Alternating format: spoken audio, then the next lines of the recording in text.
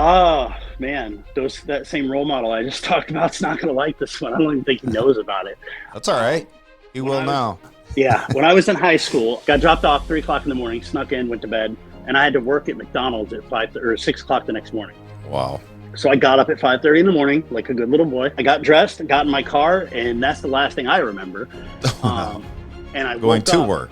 yeah, going to work at 5:30 in the morning. Sure. And Still drunk.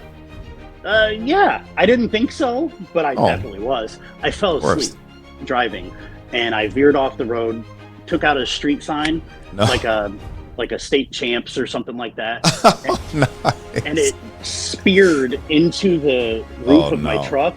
If it would have been like that much lower, it literally would have decapitated me. Oh Like, it my would have cut God. my head off. I was just like, oh, and I put it in drive and I pushed the gas and it went, and I kind of backed up and I drove to work. Alcohol in cars with me doesn't end well ever. It's not ever an accident. It's just Right. things happen to it. Let's go! Well, listen, man, it's great to have you on the show. I'm super excited to hear about your journey and your sobriety. And it's been how many days, tell the audience members now? It's 814, I think. And I'm going to do the math later and be a day or two off, but it's 814.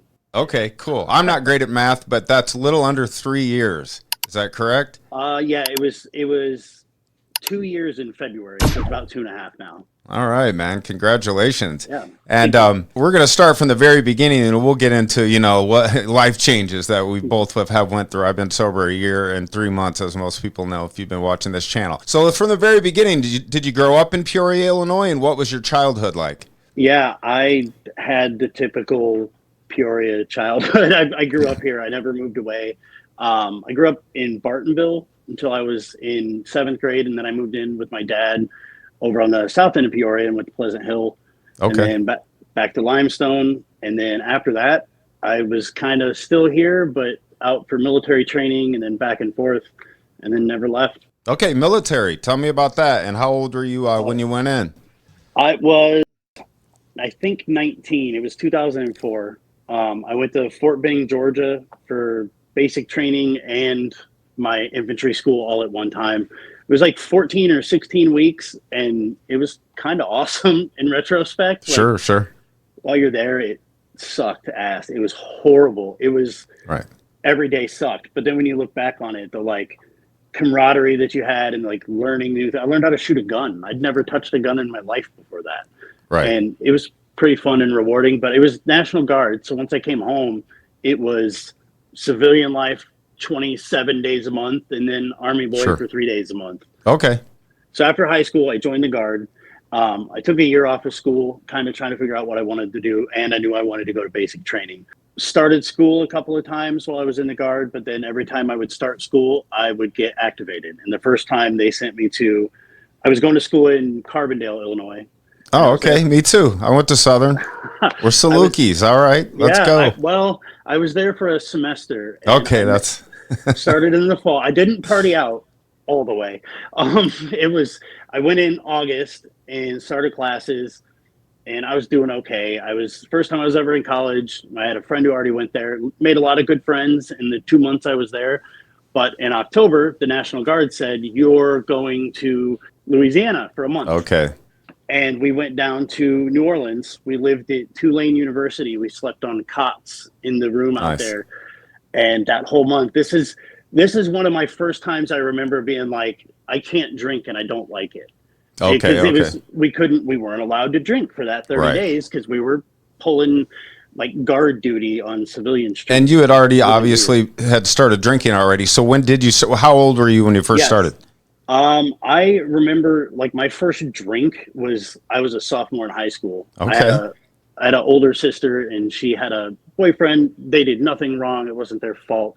But I was trying to hang out with them, trying to be cool, and started drinking there. And then I remember I was sitting, getting ready for this. I was like thinking back, trying to get some memories to come back up. Like I remember things. I remember everything. But like I have to like remember a part and then kind of Sure. work from there to get some of it. But I think Got to reconnect. yeah, and I can remember I was in I was probably a junior or a senior in high school, and I had a fifth of Captain Morgan hid in my bottom drawer, and I was sitting playing EverQuest at night, sneaking little sips. Well, that's about the age I started. Was that about 13, 12, 13, 14? It's probably 15 or 16. Right. Bartles and James for me was the first one. Yeah. My buddy's older sister bought it for us. I want to interject real quick. We both went to Southern. Yes, he only went there for a semester, but for two alcoholics to go to Southern Illinois University in Carbondale. For those of you who don't know, back it was before I got there. Even they were ranked #1 party school in the nation by Playboy magazine. And then we had Halloween and Spring Fest. What was the big outdoor festival? So these Halloween was like a national party. Like people came from all over the country for that, and that was completely insane. And you only had to be, I believe, 18 to get in the bars down there. So you could go in there with an ID, and once you're in a bar, you're in a bar. I mean, you know, they're not going to be able to monitor everybody. So you're drinking your freshman year. Just wanted to lay that out there for the viewers so they know we didn't have a chance starting out, especially at that age, going to Southern Illinois University in Carbondale, the Salukis. Let's go. All right, continue on. So you started drinking early, you all the way up. You went to college, and they called you back into the military. Yeah, and during like college and stuff like that, it wasn't like a drinking every day like it turned into later in the story. But it was still like, looking back, I know it was a problem. Like it wasn't. Sure. It was more than it should be. But so they sent me down to Louisiana, and we were down there for about a month, and they gave us one night off and said, you guys can drink. You guys can do whatever you want for one night. It was insane. We couldn't go to the French Quarter. They said that was off limits. That's too crazy. But you can go over here on Magazine Street where the parade all starts, and there's all these bars, and everybody got hammered. Of course. And then you go back, we're staying at Tulane University on the gym floor. You come in the next morning, and all you saw was like 100 guys with IV bags in their arms, getting fluids. And about 7:30, 8 o'clock, boom, we were all up and moving and running, and the day was going. That's cheating, man. Getting the IV bags, that is hangover cheat style right there. National Guard, that's one of the perks that you get the expired ones. I think guess that's so. In the rule books. But yeah, so then after that, it was back home, and I tried to finish the semester. But if anybody's went to college, missing a semester of in-person classes is not generally finishable. And I ended up coming home. Sure. And I got a job. It was, I think, Rent-A-Center at the time. Like, trying to think back now. In the mall? No, like Rent-A-Center it's like you go rent appliances or furniture. Yeah, I know what it was. I just didn't know if there was one in Northwoods. I couldn't remember. No, they're all over the city. But yeah, it was not a fun job. It was taking people's refrigerators because they couldn't pay for it and dumping all their food out. Like, it's trash business. But yeah, so I was stuck there for a couple of years. You were like a repo guy for appliances is what you were. Yep. I feel you. So you weren't the most liked guy in the world when you showed up. I mean, honestly, like even then, like I've always been pretty personable. Like Sure. Even the ones that I'm like, hey, I got to take your stuff. Like I was able to like talk to them and explain it and be like, I'm not trying to be mean here. Like we have to take it. And then like, usually it was okay, except for the time I got bit by a dog, but there's always that time. Well, I lived over right off of Main Street in Peoria, and the street was known for selling crack. And matter of fact, I had a crack dealer living above me. His name was Rodney too. Actually, his apartment got shot into. I would get quite a bit of stuff that people would bring to sell, and I actually had a set of speakers that I bought off a guy that was, so he could buy crack. And Rent-A-Center came with the police, and it said Rent-A-Center right on the back of the speakers. So they came and got their speakers back. But that was my little Rent-A-Center story. That's how I know. Yeah, I know Rent-A-Center. Yep.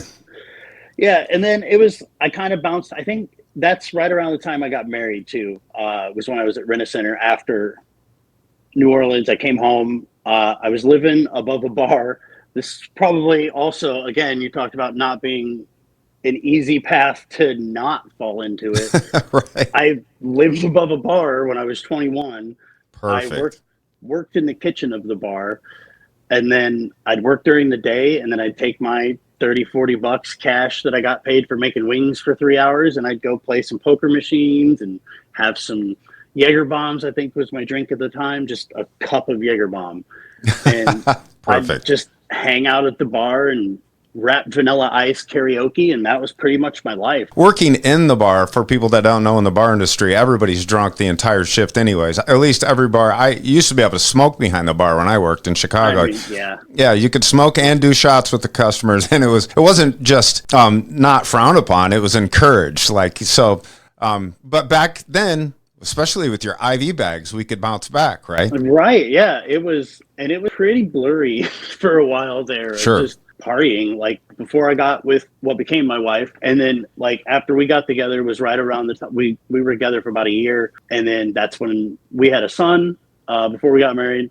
Okay. And then we were planning to get married, and then I got told you're getting deployed a week before your wedding, and so we had to kind of shift up a little bit. We did a courthouse wedding, and then had a wedding right before I left. They ended up not moving the dates, so then I left, and I was gone for I want to say it was over a year total, but we were in North Carolina for like 3 months doing like training, and like we lived on a little, what was going to be our base in Afghanistan in Fort Bragg. And so that was like 3 months. And then I went over and obviously couldn't drink while we were deployed and didn't really have any issues with it. I think it was just because I was busy enough that I didn't need, like, and not having access to it too. We had another guy, his wife sent him a bottle of like Listerine, but it was actually 99 bananas. Come on. And me and him, he was my battle buddy, my best friend while I was there. Sure. And we bunked out in his room on our week off where we were just doing tower guard 3 days.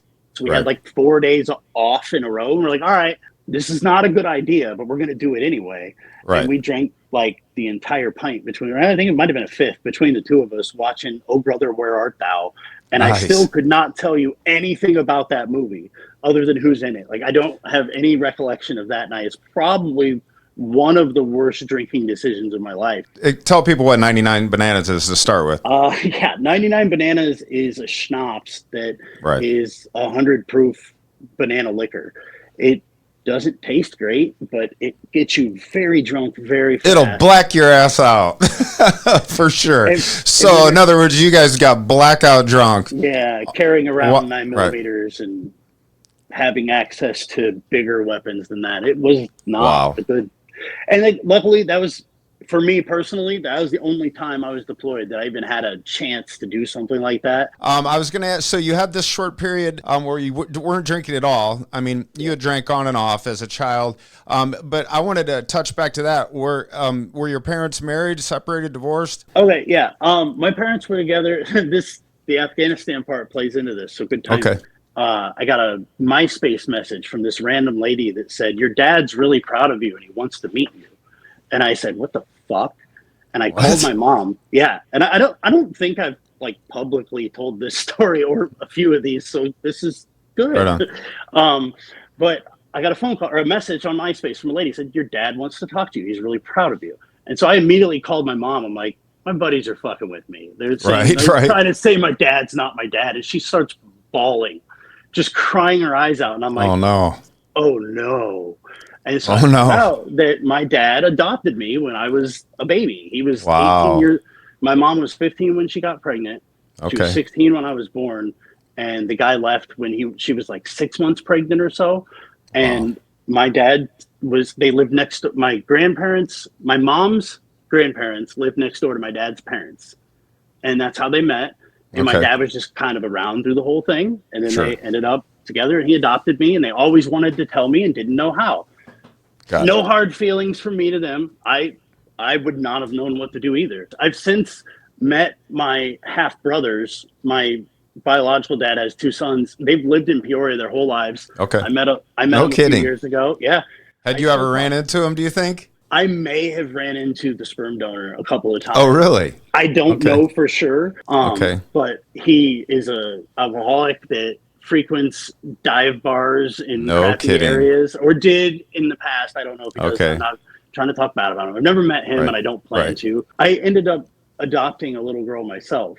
Oh, no kidding. Like 6 years ago. It's my wife's niece, and we adopted her, and she's been with us for 6 years now. And from day one, we've been like, any way that we can tell her she's adopted, like, not like, but just there's a couple of books that we saw on TikTok that are very like adoption, accepting, and like Sure. learning about it. So we've been exposing her to it and telling her about it since day one. And now she'll look right at you and be like, I'm adopted. She'll make jokes about it. And I'm just like, wow, she's coping better than I am with it. And she's 6 years old. Yeah. So it's, that's great. Affected all of it. That brings me back to the question: were your parents alcoholics? Well, the sperm donor was not. Sperm donor was. Okay. The people that you lived with, though, how were they alcoholics? I don't think they even drank. Okay, so that wasn't an issue. My mom worked at the same bar I worked at when I was 21. Oh, okay. So we were both kind of struggling a little bit there. And then I don't know how her stuff ended up getting better, but my stuff ended up going south. But I was very functioning the whole time I drank. Sure. Like it was, looking back, I can see where it was like, ooh, that's not good decisions. Like in the moment, I was functioning. Everything was okay to drink because I got all my stuff done. So it sounds like you had a pretty good childhood and there wasn't any type of abuse or any kind of hardcore alcoholism, even verbal or mental abuse. I had a lot of verbal abuse and mental abuse as a child from my father, who was just a crazy alcoholic. So you didn't have that. No, I had a great childhood. When we were younger, living in Bartonville, we had like foster children that would come and live with us, and we'd like bring them in and they'd be part of the family for a while. And I just remember like growing up and like after the fact, like after military and going to therapy and therapists, trying to figure out trauma, trying to figure out the quirks in my brain and like looking at my childhood, and it's like, no dog, like everything I remember is great. Like I had a great time. Like my little brother got hit by a car. That was traumatic, but he's okay. Like he's all good. I got bullied a lot. Did you? Okay. Yeah, I didn't fit in any group, but I fit in every group. Like gotcha. I was able to, like in high school, especially, like I would eat lunch with the skater guys, sneak outside and have a cigarette with the stoners, and then go to football practice and get kicked off the team for smoking. Right. All in one day. What was the first time that you got in any kind of big trouble that alcohol was involved? Oh, man. That same role model I just talked about is not going to like this one. I don't even think he knows about it. That's all right. He will now. Yeah. When I was in high school, I was out partying till like 5 o'clock in the morning and then got dropped off at home. It was probably 3 o'clock in the morning. I exaggerated. Got dropped off 3 o'clock in the morning, snuck in, went to bed, and I had to work at McDonald's at 6 o'clock the next morning. Wow. So I got up at 5:30 in the morning, like a good little boy. I got up, I got dressed, got in my car, and that's the last thing I remember. Wow. And I going to work. Yeah, going to work at 5:30 in the morning. Sure, still drunk. Yeah, I didn't think so, but I definitely was. I fell asleep driving, and I veered off the road, took out a street sign, like a state champs or something like that. Nice. And it speared into the roof of my truck. If it would have been like that much lower, it literally would have decapitated me. Oh like, my God. It would have cut my head off. And I woke up and I was just like, oh, fuck. And I put it in drive and I pushed the gas and it went, and I kind of backed up and I drove to work. And I just went. With the sign still sticking out of the car? No, it fell off. I like pushed it down. Fell off. Okay. Fell off, and I just drove to work. It was like 2 miles down the road. Right. I parked in the back of the building, and I never told anyone. And the sign was back up with a new pole like 2 weeks later, and nobody ever knew. So like that was my. I hope there's like a statute of limitations for DUI, because I think I just admitted to one there. There's no way of proving guilt. And it was. I want you to find that sign and take a picture of it, because it's probably still up. It probably and then is. I'll put that for the viewers to see. The sign that you took out. I took out a mailbox, and also when I totaled my Harley, it was my dad's Harley actually. He brought it up from West Virginia for me to sell for him, and I took it out and got shit-faced. Wrecked it, tore my kneecap off. I had a girl on the back that I was dating at the time. She got her back skinned up. My kneecap was completely gone. We jumped on it, took off on the 474, going north towards Dunlap. Got off at the next exit, blood flying all over from my knee, all over the bike, all over her. Pull off this gas station, have my friend come pick us up, leave the bike there, it's just covered in blood. Look like a horror scene, right? Go to my friend's house, she's like, you have to go to the ER. I'm like, no, I'm good. I'll show you. So I told my girlfriend at the time, I said, you tell them we were on a tandem bike going down a hill and we wiped out together. That's what happened. Stick to that story. And we both did. Otherwise, that would have been a 100% DUI because not my proudest moment, but that's the story that happened verbatim. So you had the sign sticking. You almost decapitated your ass. I'm pretty sure, I'm not sure how long after this story, this next one happened, but it's another car story. And I wasn't drinking and driving, but I had traded in my little Ford Ranger that I speared the top, and I had a big 82 F-150. And I pulled into the McDonald's off of Adams Street on the bottom. Right. And it was like 11 o'clock at night. I worked there, but it was closed. We were just parking to group up in cars and leave. I pulled into the parking spot and my tire just kept on going. And it just... Oh, and no. I got out and I looked at it and I looked at my friend that was with me and I looked back at it and I reached in the back of my truck and I grabbed that fifth of Captain Morgan that was always in my dresser drawer. It was now in the back of my truck and I just downed it. And I my God. I started being an idiot. I shoulder rammed the truck. This is probably the first time I remember being a violent person. Out of control. Yeah, like crossing the first of lines that were crossed. Like it was probably that. Like if anybody would have been there with me and like said the wrong thing, I probably would have hit them. Like right. Not because of anything they did. I was just enraged by it.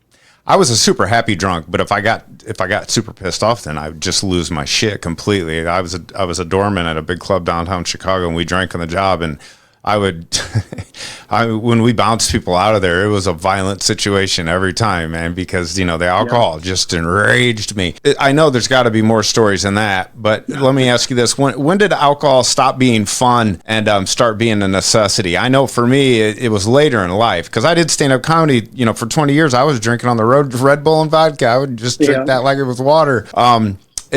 Sure, I've had terrible hangovers and I got fired from agencies and this, that, and the other, but it still was fun. I was having fun. But when did it stop being fun? It's weird for me. I feel like it stopped being fun a few times. And every time it stopped being fun, I would quit. Right. I tried AA once, twice. I got like 60 in 90 days. How old? 15, I think. Okay, so 10 years ago. Yeah. And then how long did you stay sober for that? 90 days. Okay. I think was the longest, maybe like 100. That happens a lot. Point. Yeah. People relapse after 90 days. Yep. Feeling good. You're like, I got this. It was 100% I'm not going to drink like that anymore. My issue with it was the last time frequency was always my biggest thing. I drink too much, not necessarily that I get too drunk or anything. I need to dial it down. Obviously wrong thinking, but at the time that it was good for me. And so I'd slow down. I'd be going out to the bars and partying, and then I'd cut it back and I'd just be at home. And then a week would go by and I'd be like, all right, I'm going to get a bottle. And I'd just drink 1 or 2 whiskeys a night. And then slowly over time, it just ended up, it's a pint a night. Oh yeah. And then I was working dispatch, and obviously I worked for 911 dispatch for 5 years as well. Okay. That was my most recent career, was a 911 dispatcher. And I was working third shift and I was getting off at 6 o'clock in the morning. Right. And I don't know if you remember Illinois, Peoria liquor laws. The liquor store can open at 6 a.m. Yep. So I do know that. About the time when I realized, okay, this is for real a problem. Right. Is probably the first time that I was sitting outside of a liquor store at 5:45 going, man, I wish they wouldn't have let me off a half an hour early. I could have my booze by now. Exactly. And I went, whoa, what the fuck? And like, I never drank at work. I never drank before work. I never went to work hungover. Like, I was pretty in control of my alcoholism at the time. Right. It was an on-off switch. It was, I get off at 6. My kids are all asleep. My wife's asleep. I can drink a pint before they wake up. They won't even know. I'll get them all out the door and go to sleep. But then what happens? It eventually becomes not enough, man. You got to start drinking more because your tolerance level. You drink that pint, and then it's a pint and 2 shots Fireball. Then it's, well, everybody's gone, and she's at work, and the liquor store's right down the road. I'm good to drive. Pop over there, pop back. And I don't know how many times I did that. It really feels good to say it out loud and like admit to it almost, because Absolutely. it was my alcoholism was, I partied a lot.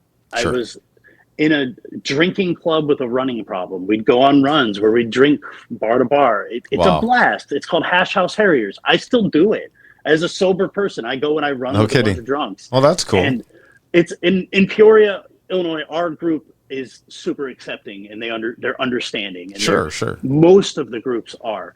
And ours has actually became like half the people are sober now. Oh, that's cool. Yeah, we've got 4 or 5 now. Oh, nice. We'll have to put that in the description below. Can't be good for your heart to be running and pounding booze in moderation. But yeah, so my whole life has been partying. And then all of a sudden, like when I was doing dispatch, it was no longer partying. It was drinking to numb or just to go to sleep, or fighting things I didn't even know I was fighting. Right. And still am finding out that I was fighting. Tell me about that. What are some of the things? Because obviously you were drinking to numb yourself from something. Yeah. And it was after I came home from the military, I spent about 10 years undiagnosed from anything. I went in probably 2018, 2017, and I started getting some treatment for like bipolar is what they decided I had. Okay. And then that was a civilian doctor. And so I started on meds around then. And when I was on those meds, you're not supposed to drink. And right. that goes in one ear and out the other. And yeah. I never knew how much that medicine would help me if I didn't drink and take it. Gotcha. And so now I'm like, it's been a couple of years now, and I've been on different meds, and my meds have been adjusted. I'm actually taking one of the meds away now because everything is stable and more, Sure. I can flow better. And it was the bipolar that they gave me is less of like manic depressive, and it'll be like a week or two where I'm just dead on, fired up, doing everything, and then a week where I'm just like meh. Really? And when you have that unmedicated and you're drinking alcohol, it makes it extreme. It makes it where it's, when I'm on and fired up, I'd be up for 22 hours at a time. Wow.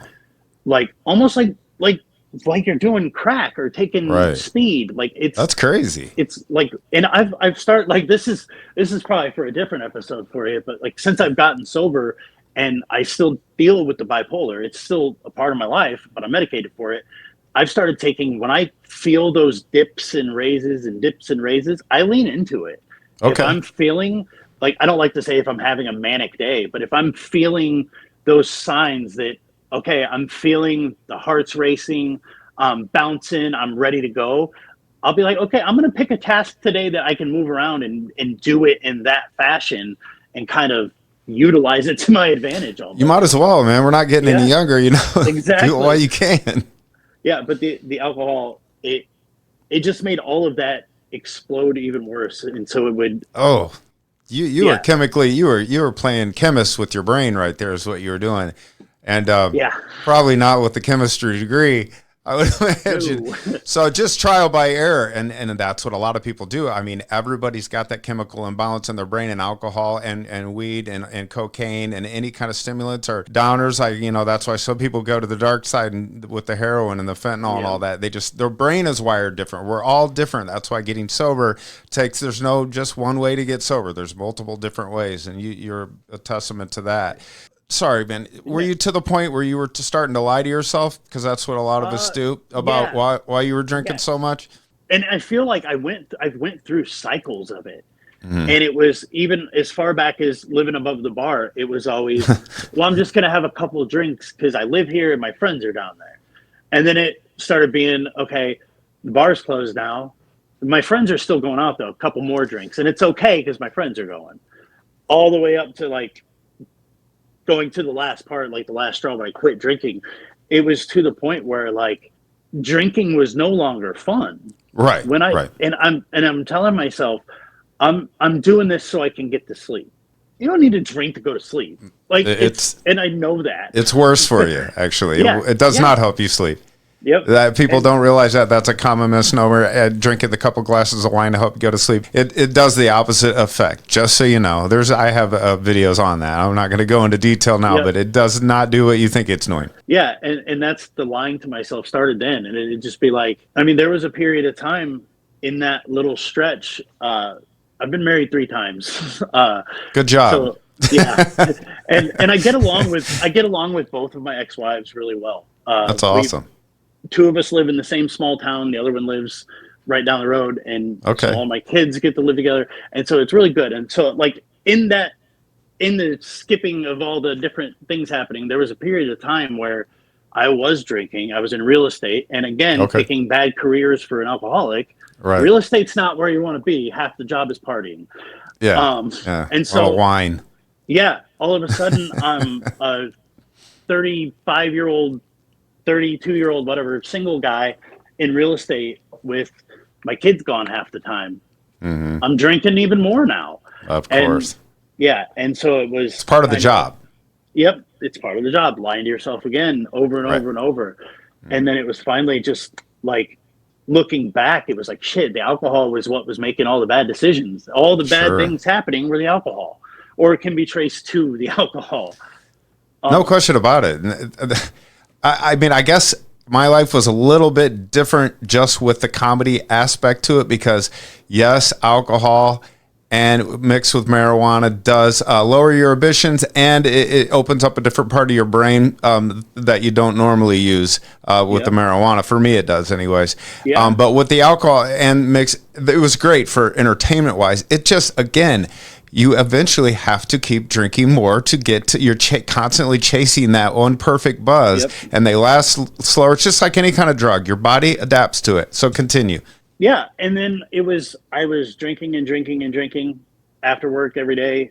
Had a couple of times where my current wife and I'd get blackout drunk, and the next day she'd be like, "Hey, you kind of yelled at me," or just kind of this, and I was like, "Oh wait, no, that's not who I want to be. That's not you." Yeah.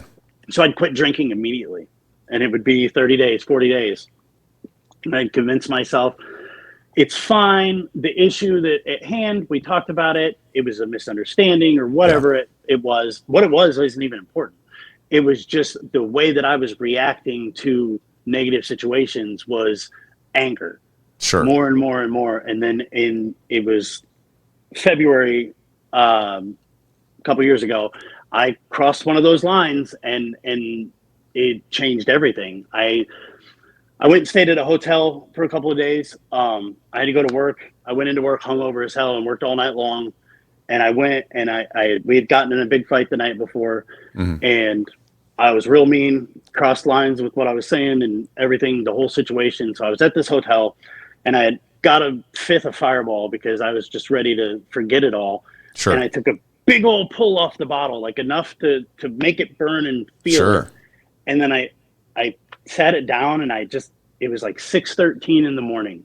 And like I can look and see, I can still see the clock on the wall. Wow. And I looked at the bottle and I sat it down, and I started crying, and I just didn't like who I was. I didn't like what I did. I didn't like what my kids were seeing. I didn't like, it sounded like I'm like begging for approval. I'm a good dad.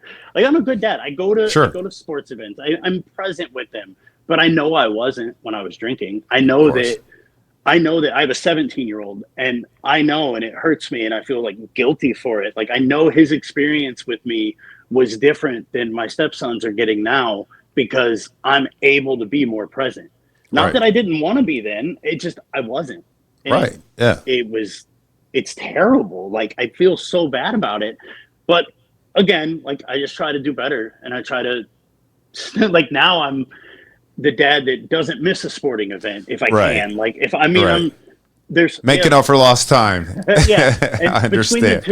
Between the two of us, we have 6. So there's still a lot of missed sports, but it's a lot of driving. Most dangerous situation you've ever put you or yourself or somebody else in. So what's the most dangerous situation you've ever from drinking? I know you besides the decapitation event. We could use the decapitation event. We could use getting drunk with an M4 on your back. It's probably pretty dangerous. It's honestly, it was hiding drinking during the day. In real estate, like I didn't have anything to do. So I just like, I don't want to work. Like I don't want to prospect and get business because then I have to work. I guess I need to go prospect at a bar and try to find people there. And so I drink during the day and then drive home. Like, I think I got in a fender bender once, and the lady was just like, "Oh, I don't have insurance," and I'm like, "Oh, you know what? It's good. It's good. We're good. Oh, you We're got good." lucky. Yeah, and it's like I feel really. But you're not good, bro. Now your car's jacked, and you're hungover, and you got less money in your pocket. None of that was good. But I'm looking back at all of these times where I had these close calls in cars, right? And I never hurt anyone.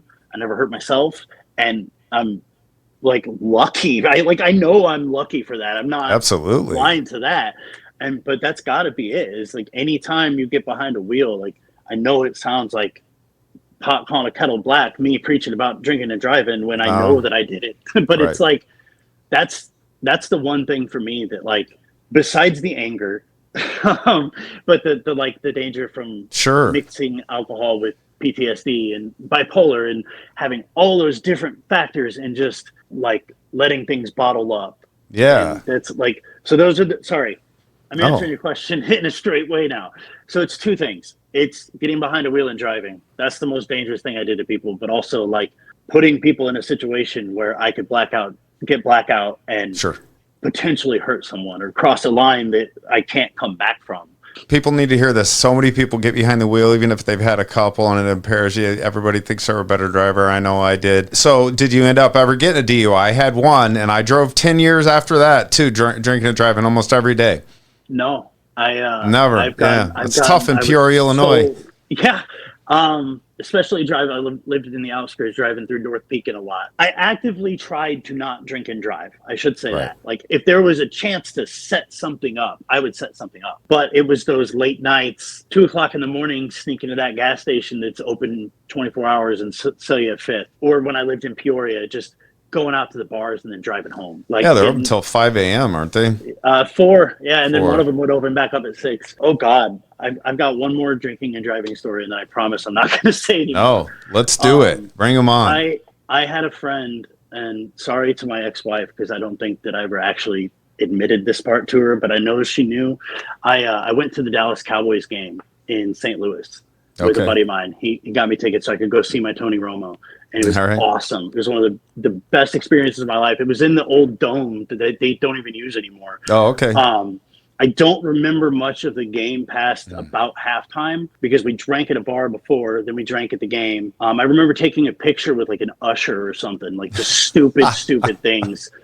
And then I remember flashes of like driving over the bridge over the Mississippi River, driving home. And so I drove home from St. Louis to Peoria after drinking for like 7 hours in a football game and being exhausted. And I drove all the way home and crawled into bed, and I don't remember any of it. I remember like a couple of, like one pit stop. I remember stopping at a rest stop and going to the bathroom and then driving. And like, I was so ashamed and scared of it. And like, I don't even know that I fully have told that entire story to anyone. Even the guy I was there with that night. Like, it was just so much. He was passed out.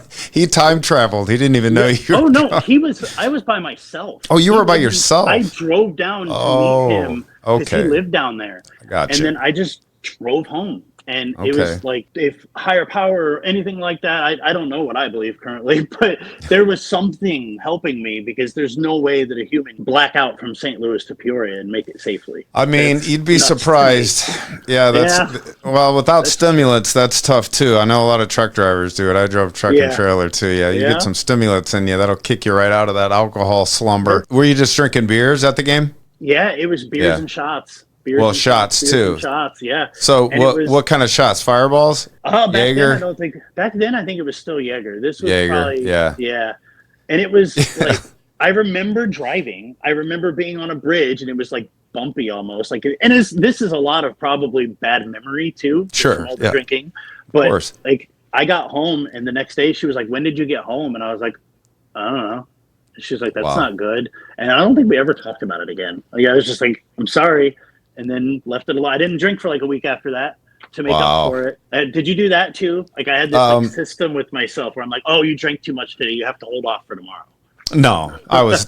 You know what though, Tony? It's because I didn't have anybody to hold me accountable. I never got married. I never had kids. I had girlfriends, but I always dated girls that were so freaking crazy it didn't matter, you know. I mean, and I knew I didn't want to try to get serious with a real, you know, a real serious candidate, somebody I might actually fall for and marry. So I always picked ones that I knew wasn't going to work out, just so I could continue to drink and feed my habit. Describe your rock bottom. We can jump around a little bit too, but you were in that hotel room, you said, and you had that fifth of, was that your rock bottom, or that's just when you decided you needed to stop?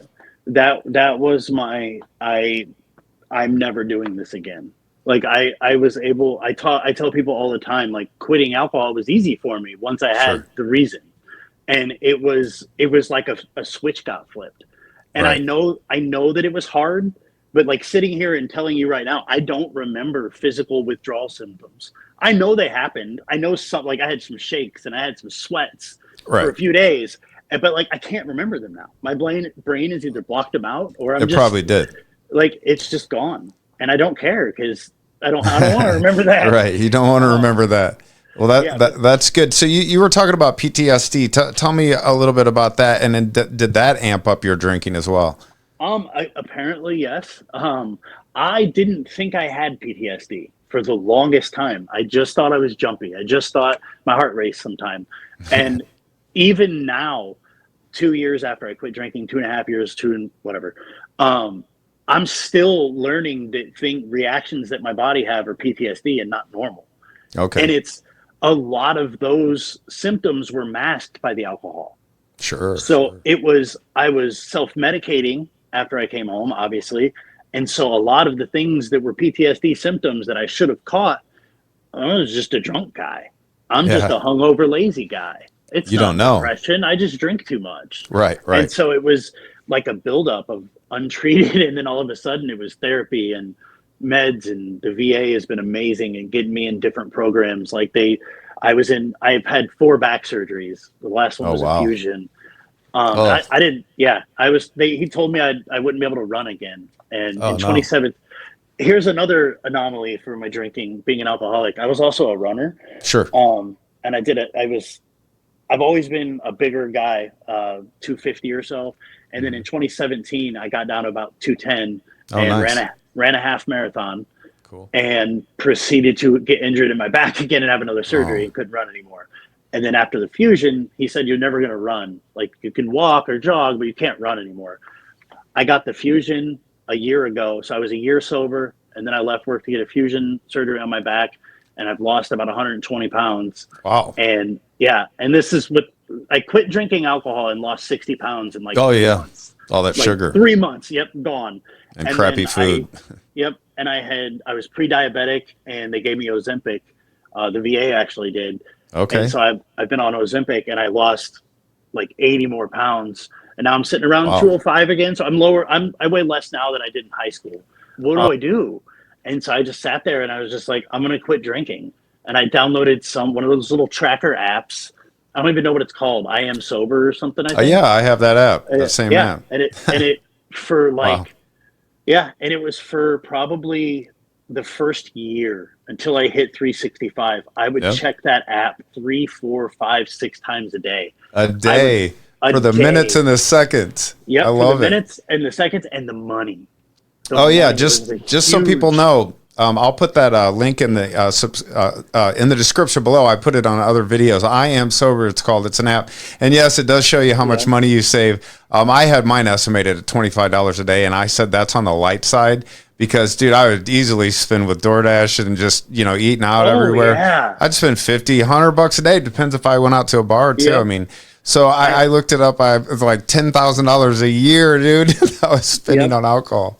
I had mine at about $20 a day because I would get a $5.99 pint of Evan Williams drinking on the rocks. Damn, you're drinking whiskey. See, how did you hide that smell, dude? That's the thing with whiskey. I didn't. You didn't? I just didn't talk about it. Oh. Or I'd tell my wife, like, I had a rough day and I'm gonna have a drink. And she's like, I get that. I like a glass of wine after work. She's a nurse. So I'm like, so this wasn't at work. No. Okay. I was drinking at work all day. Yes, that's why I was saying. That's why I drank vodka. Yeah, I get that. Mine was I would get off work, drink until I couldn't stay awake anymore, wake up, go to work, somehow awake and alert. That's one thing I'm really proud of. I never broke the drinking at that job. And like, don't get me wrong, real estate, I'd have showed up drunk to a contract signing in a heartbeat. It just didn't feel wrong. Like, you're just hanging out. Like, I wasn't walking in sloppy drunk, but I'd have a drink or two. Sure. But with dispatch, I have like, oh yeah, people's lives are in your hand. Yeah, and I have this. That's totally different. Oh man, how funny would that be for a story? The drunk 911 dispatcher. I'm sure they've been in there. You got any stories about that? You don't have to name names. There were rumors when I was there that somebody showed up one day and they were just the story that I heard was they just showed up drunk. Okay. But after digging into it a little bit, it was more of they weren't drunk. They were drunk the night before, but they were hungover. Extremely hungover. Yeah, and they got escorted home, and that was the end of it. Yeah. But yeah, that's definitely a job. Like, I have like a deep call to service. Like, I want to help people. Sure, that's good. You're in the right business. Yeah, and I've been able to keep the alcohol out of that part when I was doing that. What was your day-to-day that you had to give up to get sober? Mine was when I flipped that switch and I just didn't want to drink anymore. It was, I felt like I'd already lost. And if any of my friends are listening, I don't really think I lost you as a friend. It was, I felt like I had pushed people away before I got to that. Certainly. Yeah. And so then I flipped the switch and I'm just all of a sudden, I'm like, most of my friends are hashers.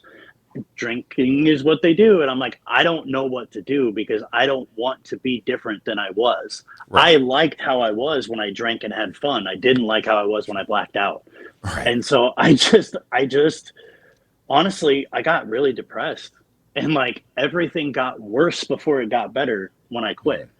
But then once it started, like, okay, I don't have to get drunk to do things. And they start getting that through my head. This is when I started stand up. I was like, what's something that I would never do that I just can talk to people? And that was my first attempt at like getting my voice heard more and getting out. It was stand up. And then it was like, I replaced drinking alcohol with trying to understand myself and how to get comfortable in front of people. And I just kept trying to replace alcohol with more addictions. But not bad ones. Like, I was trying to overload my brain with learning new things so I wouldn't think about wanting to drink. That's pretty much what you have to do. I'm in total agreement with that. Now I find myself, because of all the extracurricular activities, such as having 2 podcasts, working 40 hours a week, and being a homeowner. I don't even have kids like you, so I can't imagine that you have any spare time at all. And getting sober, because you do have all those extra hours and all that extra energy and all those extra brain cells connecting, you do get a lot more shit done. And it's such a fulfilling thing. I'm telling people that are still drinking, your life will be so much better because of everything you get done. It's just such a great accomplishing feeling, every day. How about you? Yeah, it is. And I have like, people will tell me like, oh, hey, good job. Congratulations. And it'll take me a second. I'm like, what the fuck are they talking about? I'm like, oh shit, that thing that I forgot I used to do. Thank you. And like, I'm appreciative of it. And I fear sometimes that people think I'm not appreciative because my reaction at first is like, what are you talking about? Yeah, you don't know what they're talking about. Yeah. And then I get like shy about it. Like, I should be ashamed that I got better. And that's been a real struggle for me.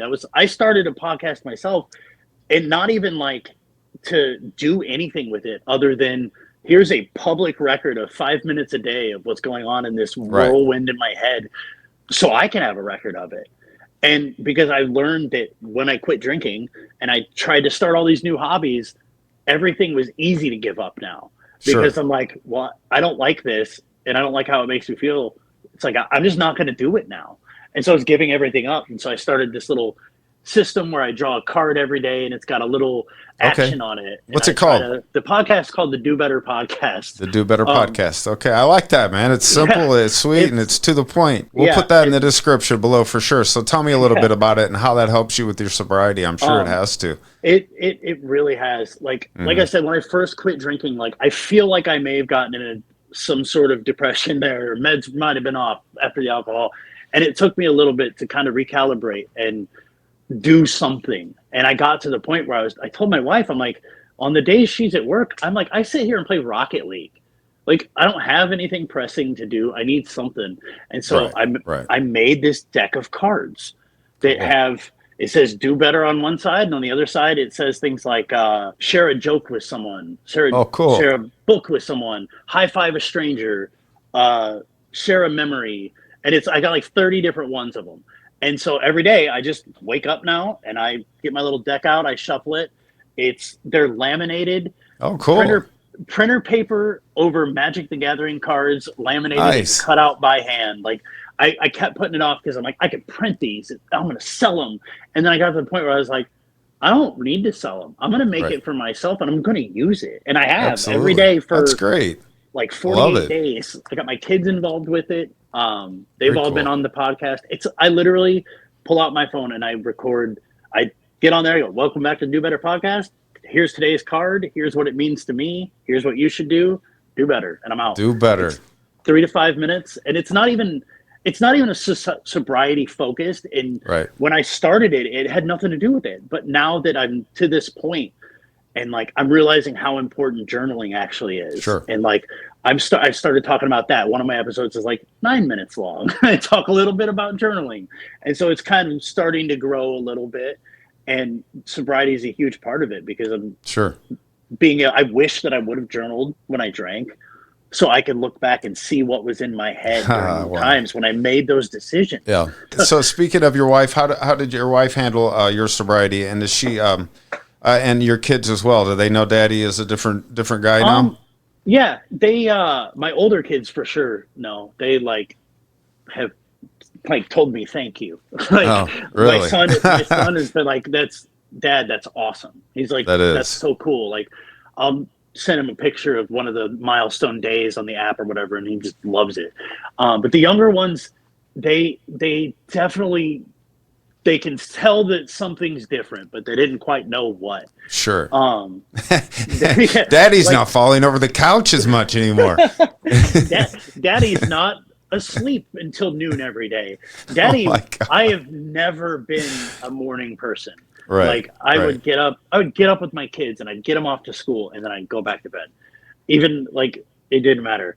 And now like my wife gets annoyed because it's like today's Saturday. I got up at 5:45 so I could water my yard before I did my podcast. And I felt the oldest man I've ever felt in my life. Like I earned my New Balances today.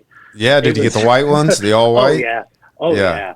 I was asking myself that question. I live in an HOA and it's a retirement community. So when I go to the gym, I felt like that I needed to put up a public service announcement that they make Reeboks and New Balance in other colors than white. Because I'm certain that the elderly generation has no clue that they come colored. They come with colors, all kinds of colors, not just huge and white. Because that's all they have. It's like that. You turn 80. Those are the shoes that they give you for your birthday party, and you wear them for the rest of your life. And that's funny because when I went to basic training, they told us bring tennis shoes. They had a packing list for us this long. Right. So we show up, and then day one, drill sergeant's like, dump your shit out. Dump it all out. They're throwing things in a dumpster behind us. You can only have this. Then we had to go through the Army store and buy the Army issued stuff that we didn't already have. And they were white New Balances with the N on them. No. Yeah. So that was my Army issued dad shoes. Oh, wow. That's too funny. Let me ask you this. I ask everybody this. What would you tell your 18-year-old self if you had 2 minutes alone with him? Probably not to do the whole Army thing. And oh, really? I'm torn when I say that. I say it because I strongly believe that my alcoholism was made extremely worse by the PTSD, the issues being gone, the issues that I had in my personal life with the deployments and all of the things that happened bad that caused the alcoholism to get worse all stemmed from that. Like, I don't think it like traced that because I obviously drank and had party boy before that, but plenty of people have had party college periods and then gotten better. The military for me, it was kind of, it just made everything more intense. And so it kind of, when I was trying to get out and you have this military mindset pushed in where you don't need help, you can get through it yourself. Yeah, exactly. And so that's probably my 18-year-old self. It would be either pick one. alcohol or the military. Don't do both. Like, it's, like I can't. That's probably good for most Yeah, most like it soldiers. doesn't mix. And like I love my time in the military. Like Right. I love what I did. I was lucky my deployment was not a go and hunt bad guys and kick down Right. doors. It was go and pull security for guys that were building schools Oh, and cool. visit families. Like we did get attacked, and like one time in my whole deployment One's there was enough. one firefighter. I know, but we came home with everybody we left with. We had, between our conglomerate, which was our unit and another, we had like 3 injuries, and 2 of them were gunshot victims. They had No wounds in kidding. like their foot. But then the other guy was like a back injury, so it wasn't necessarily combat related. So we Right. came home with every guy we left with. Oh, Um, awesome. and then, oh shit, we had an IED attack towards the end. I wasn't involved in it, but we had a truck got flipped, and we had No a kidding. couple of guys got hurt there. One ended up losing a leg. And that's all from the Peoria area? He was from, I believe, Chicago. Oh, Most okay. of the So guys, Illinois. it was a Bartonville, Illinois National Guard Oh, unit. gotcha.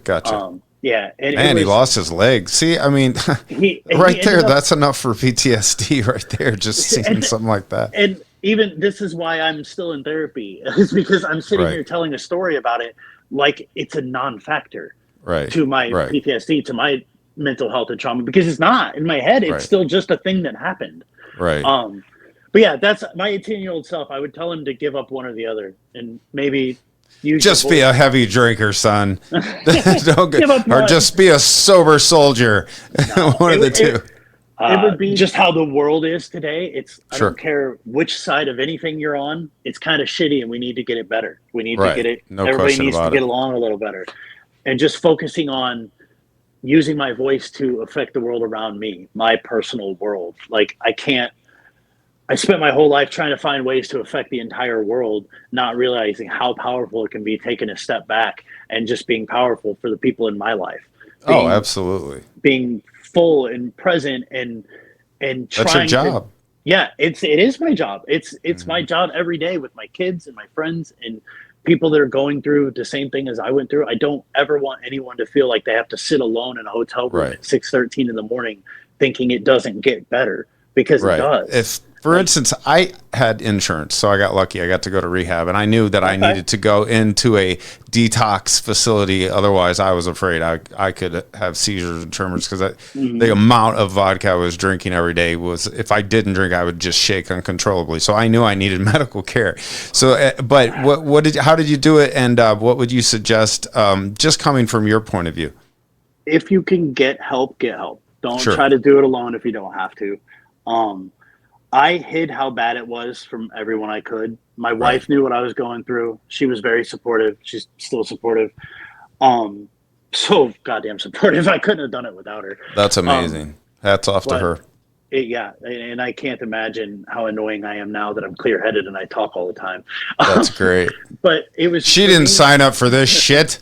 She wants the drunk Anthony back. No, No, she likes this one a little bit better. good. But it was, the way I did it was probably unhealthy as hell. I just distracted the shit out of myself. I crossed the line that I didn't want to cross, and I told myself that's not who you are. And I reached down to my military willpower, and I just started that app, and I ruthlessly worked as many hours as I feasibly could, was still taking care of my family. I wanted to go to rehab. It would have been paid for by the city that I worked for. Oh, wow. It would have been paid for by the Army through the VA, and I couldn't do it.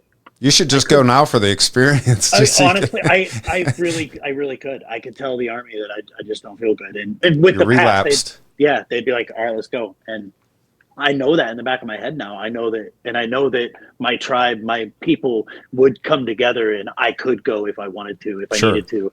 Even back then, it could have happened, but I just was probably too proud to ask for any help. And Some so people are, I talked to my wife about it. I was like, I think I want to go get some help, but I'm scared to lose my job and lose face in the world. And so I was like, I think I'm just going to try by myself. And I was like, I'll go to some meetings if I need to. I had tried AA before. I'd gotten a couple of coins, and hats off to anybody that it worked for. Sure. I get a little lost in the systems at some point. Like it Sure. becomes at a certain point, I think that I needed to just move past it and not look at myself as, and I know that this is good for a lot of people to look at themselves as recovering alcoholics. For sure. I don't look at myself as anything. I just look at myself as a person that doesn't drink now. Like I don't think about it. Like Right. if somebody is talking to me and says, "Were you an alcoholic or are you?" I'm like, "Yeah, I used to drink. I'm not an alcoholic, or I'm not an active drinker, but I'm an Sure. alcoholic." Yeah. But in my day-to-day life, in my brain, I don't think like that. Like I think I'm just a non-drinker now. Like it's Do you think weird. do you think you went through all this for a reason? Oh yeah, I know. I went through it to tell other people what not to do, like which way, like just to tell people. Like I think that a lot of people that are in situations like a lot of people are, like I was, where I was drinking enough that it was a problem and probably more unsafe than I realized, Right. but not bad enough to affect my quality of life was the same. I Sure. still I was still pounding out 70-hour weeks in dispatch Right. and still knocking everything out. But it was just that change, I guess. I don't know. Well, you were on autopilot, Yes. but with the a road that wasn't going to turn out good because of the escalation. It just always escalates. You're going to always have to drink more and more and more to get to where you were. If you're an alcoholic, if you're an everyday drinker, that's just the way your body is. That's the way it's equipped with any kind of drug or alcohol. You're going to just continuously drink more and more and more. Let's see. When you die, what do you want people to say about you after how you lived after getting sober? I know that's a morbid question, but we're all gonna die one day. No, it's funny because this podcasting patch, starting that, and I've started a Facebook group for it, and I'm thinking about I'm starting to help a couple other people start some podcasts, and I was like, okay, I'm gonna see what I can do with this. Maybe I'll start a Sure. business from it. And I was brainstorming names, and I came up with Legacy Forge because I want to help people build their legacies because I haven't got to build mine yet. Okay. And so Nice. you said legacy. It's not morbid to me. It's top of mind for me. It's Cool. everything I do. I had a neighbor of mine passed away a couple of months ago. It's a younger gentleman. He had a heart attack. I believe it was a heart attack. And he passed away, and it was very sudden. He's got some daughters and a wife that live right next door, and I was able to talk to them a little bit and just think about him and remember meeting him. We've lived here for a couple of years and seeing him every day. He'd be outside. He would play bass. He worked at a high school. So he was around kids all the time. Right. He would be outside every day playing baseball with my kids, playing baseball Nice. with the neighborhood kids. He was a basketball coach, I think, or a baseball coach. So he'd help him out all the time, helping people with yard work. He'd go out and go on hikes every day. And I told my wife all the time, I want to get to know him. Like, I want to meet him. Like, I've met him and talked to him, and he knows who I am. We've talked Sure. a few times. He knew I got sober. He knew I Nice. was getting sober. So he'd ask me how many days every time I saw him out there. Right. And he passed away pretty unexpectedly. And I looked at my wife and I said, there was just this wave throughout the neighborhood, the town, and then the area, because of the high school he worked in, where there was just so much love for this man because of how kind he was, and just how many lives he touched with the ripple effect of how many lives he made better just by making a kid's day a little bit better. And I keep saying the word better now. Sorry. No, that's good. Do better. Be better. And that's exactly where like all of it came from for me. Was they lost him, and then I watched all of this happen, this community grieving, and I was like, I want something that people can remember me like that. Right now, I don't know what my neighborhood's going to remember me as. They might remember me as the guy who used to get drunk and got in trouble one time. Like that's in my brain. I run in my house every time I get home because I think I'm a pariah because of that thing that happened at 2:30 in the morning and no one saw. And now everybody knows about it, but it's okay because I own it now. That leads me to my final question. What do you think? What do you think sobriety has revealed about who you really are? Because touching on that, who is Anthony? I am a teacher, and it has been eye-opening to me to understand and learn that you can teach from things that you don't think you can. Awesome.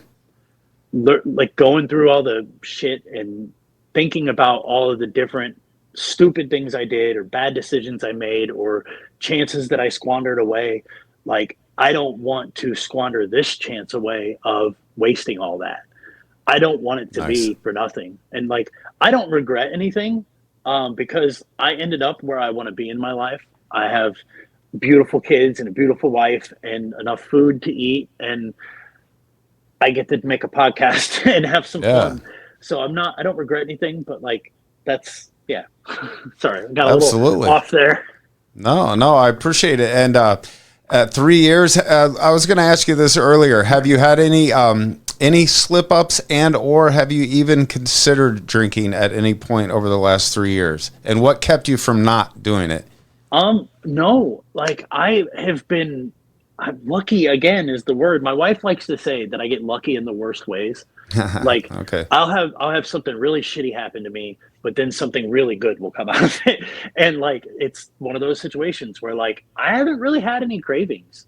Like, I got a couple of, like, I used to like my whiskey, and I like to dress it up every now and again, have like a really good old fashioned. Yeah. And so my wife, she knew I was missing it. I want to say I was watching wrestling with the kids, and I was just like, man, an old fashioned sounds like it'd go good with this. Like, I don't know why. And it was like 6 months or 8 months into sobriety. So it was just like out of left field. Yep. I had tried some NAs, I didn't want them.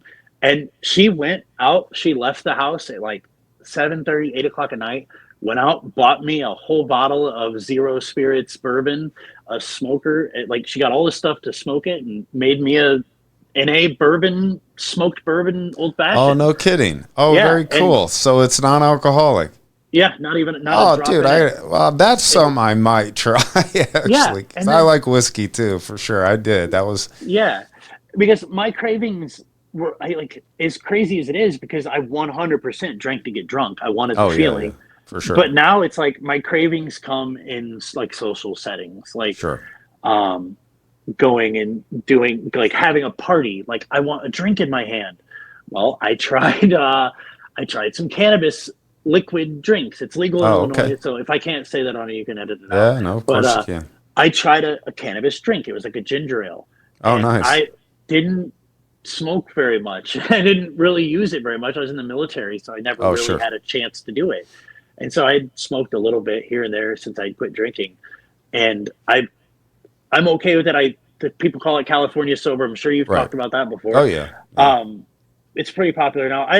It is what it is to me. I don't do it a lot, but I tried this drink to kind of emulate the feeling, and drank the whole can of 100 milligram drink. And of course you did. Out that, you're an alcoholic. You're not going to fart around. You're slamming the whole can. Let's see what this bad boy's all about. Found out real quick that my replacements are not a good idea. And so I haven't had any alcohol in the whole time, and I haven't really had. Well, that's good. Yeah, and I haven't had the craving.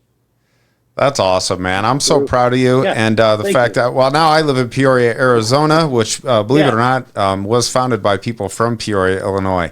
I think they did a little bit better job out here. I don't know. It's a little bit nicer. Of course, it's only like 50 something years old, 60 something years old, and it's in the middle of the desert, so everything's kind of pre-planned. But you'll have to come out and visit for sure, man. And I'm so proud of you. Growing up in Peoria, Illinois, which for a lot of people that don't know, it was once called Whiskey Town, because there were so many distillers, or more distilleries than anywhere else in the United States. They paid more sales revenue in alcohol sales than New York, Chicago, and LA combined back pre-Prohibition. So if that tells you how much alcohol was around us from birth. That half marathon I said I ran? Yeah. It's a big old barrel medal. It was the Whiskey Daddle Marathon or whatever. There you go. Yeah, it's all over the place. Just whorehouses and distilleries and breweries. That's what we grew up with. Hiram Walker's was at one time the world's largest distillery. My grandfather retired from there. So we had one foot in the alcoholic grave before we even got started. Yep. Well, listen, man, I'm going to keep in touch with you, and I'm going to talk to you soon. And be sure to check out his podcast. Say the name of it again. It's the Do Better Podcast. And that's on Spotify right now. Yep, eventually he'll be coming to YouTube.